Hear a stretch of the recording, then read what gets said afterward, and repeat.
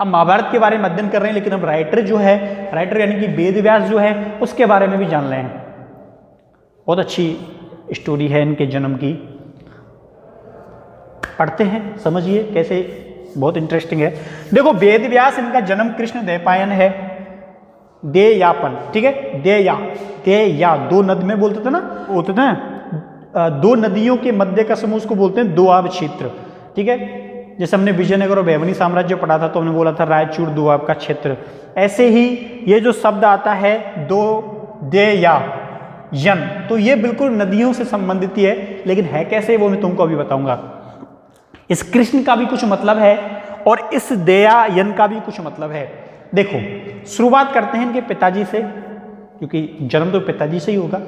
इनके पिताजी जो थे वो महर्षि थे। अब पहले शब्द का मतलब समझ लो महर्षि क्या होता है। आप लोग देखते होंगे बहुत सारे लोग महर्षि लगा के घूमते हैं। आजकल तो बच्चा होता है ना, वो अपने पिता के टाइटल को खुद इस्तेमाल करता है, महर्षि अभिषेक, और ये वो नाम लगा लेता है, लेकिन उसको शब्द का मतलब नहीं होता। महर्षि का मतलब होता है जिसको उच्च श्रेणी का जो ज्ञान है वो प्राप्त हो जाए, ठीक है, जो सांसारिक जो ज्ञान होता है ना वो प्राप्त हो जाए, वो उस शब्द का प्रयोग करता है महर्षि। लेकिन आजकल तो छोटे छोटे बच्चे इस टाइटल का क्या करते हैं, प्रयोग करते हैं। खानदानी टाइटल इस शब्द को बना लिया है, नहीं बनाना चाहिए। तो महर्षि पाराशर इनके पिताजी का नाम था। लेकिन होता क्या है, एक दिन वो ऐसे ही यमुना नदी के किनारे घूमने आए थे, और वो यमुना नदी के किनारे किनारे घूम रहे थे, तो वो देखते हैं कि एक लड़की थी, और वो लड़की क्या है, नाव खे रही थी, वो नाव में थी। तो इन्होंने घूमने के मकसद से उस नाव में जाके बैठ जाते हैं, और उस नाव को जो लड़की चला रही थी उसका नाम था सत्यवती। हो सकता है उससे पहले आप लोगों ने ये कहानी सुन ली हो किसी टीवी चैनल पर, या फिर आपने अपने घर के अंदर, किताबें आती हैं छोटी छोटी। तो ये जो लड़की चला रही थी, ये लड़की जो थी वो धीवरों के राजा दशराज की कन्या थी। अब धीवरों का मतलब आप जानते हैं, मछली पकड़ने वाले होते हैं, जो मछली पकड़ने वाले होते हैं ना, मल्लाह बोलते हैं उनको, मछली पकड़ने का जो काम करते हैं। तो उनके राजा थे, उनका नाम था दशराज। उस दशराज की लड़की थी ये। अब उस नाव में बैठ गए, वो उसको चलाती रही। कुछ देर के बाद महर्षि जो पाराशर हैं, कुछ देर के बाद ही इनके मन में उस सत्यवती को पाने की जो इच्छा है वो जागृत हुई। कहा बहुत सुंदर है। तो लेकिन उसने कहा कि कोई नहीं, महर्षि हुए तो क्या हुए, इच्छा नहीं होती क्या। उन्होंने बोल दिया सत्यवती को, इन्होंने सत्यवती को बोल दिया कि मेरी कुछ कामनाएं हैं तुमसे। सत्यवती ने बोला क्या कामनाएं बताओ, आप तो महर्षि हो। उन्होंने कहा कि मैं तुम्हें प्राप्त करना चाहता हूं। सत्यवती समझी नहीं, कैसे प्राप्त करना चाहते हो।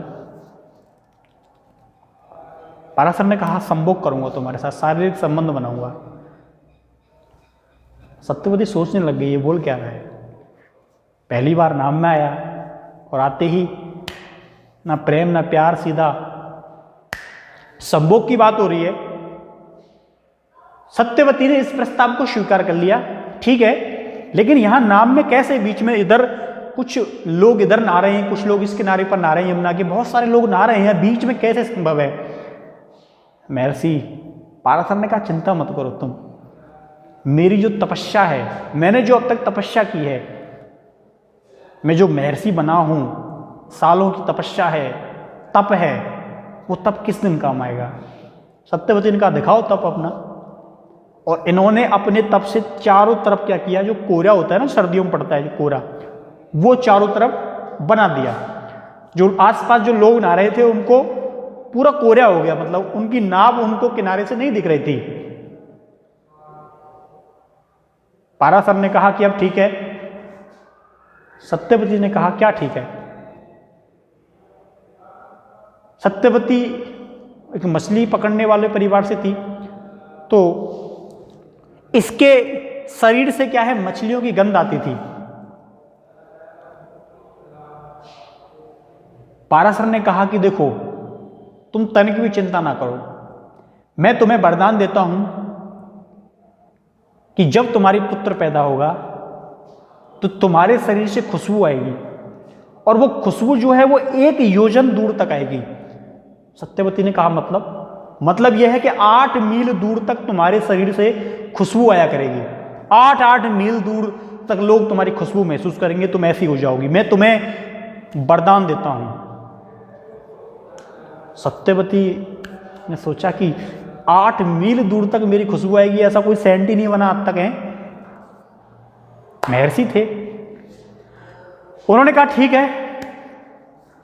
उस कोरिया का दोनों ने फायदा उठाया, सत्यवती और महर्षि पाराशर ने। दोनों के मध्य संभोग होता है। संभोग हुआ और महर्षि पाराशर बोलते हैं कि तुमको कुछ समय के बाद पुत्र प्राप्ति होगी। और महर्षि पाराशर यह कह के चले जाते हैं। बहुत संयोग की बात थी कि एक ही बार संयोग में पुत्र प्राप्ति उनको हो जाती है। अब जन्म होता है कृष्णद्वैपायन का। किसका जन्म होता है? कृष्णद्वैपायन का। नाम क्यों पड़ा? नाम देखिए, कोरे के अंदर संभोग हुआ, बिल्कुल अंधेरे में, तो इसलिए इनका नाम कृष्ण पड़ा। नदी के किनारे हुआ था, यमुना नदी के किनारे हुआ था, इसलिए इनका नाम दयायन पड़ा। मैंने बोला था ना, उसको बोलते हैं दोआब, 2 नदियों के समूह का क्षेत्र, इसीलिए इनको कहा जाता है कृष्ण द्वैपायन। तो आप लोगों को ये समझ में आया कि किस प्रकार इनका जन्म होता है। ऐसा संभव नहीं होता, लेकिन कथा है, आस्था है। अब इनका जन्म होता है, इनके जन्म का जो उल्लेख है, आप लोग कहोगे कि आप कैसे कह सकते हो ये बात? तो महाभारत का जो आदि पर्व है, उस आदि पर्व में इनके जन्म के बारे में लिखा हुआ है। आपके घर पर होगी, आप खोलकर पढ़ सकते हो। तो आदि पर्व में इनके जन्म के बारे में क्या है? उल्लेख दिया हुआ है। इनका जन्म कब हुआ था? बैसाख पूर्णिमा को हुआ था। कब हुआ था? बैसाख पूर्णिमा को इनका जन्म हुआ था। और आषाढ़ पूर्णिमा को व्यास पूर्णिमा कहते हैं। प्रतिवर्ष जब आषाढ़ पूर्णिमा आती है तो उसको व्यास पूर्णिमा के रूप में मनाते हैं।